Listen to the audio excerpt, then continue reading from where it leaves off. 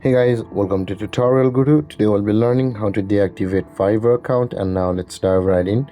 Now to deactivate your Fiverr account, first open up your Fiverr app on your phone. After opening your Fiverr app guys, at the bottom right corner of the screen you can see there's a more button available for us.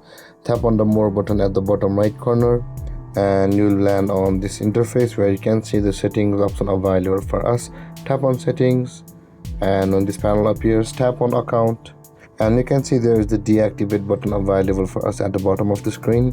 Tap on deactivate account and over here guys, enter your number and tap on deactivate account button over here, and the verification code will be sent to you on your phone number guys, and on the next step you will be required to enter that verification code here and your Fiverr account will be deactivated momentarily.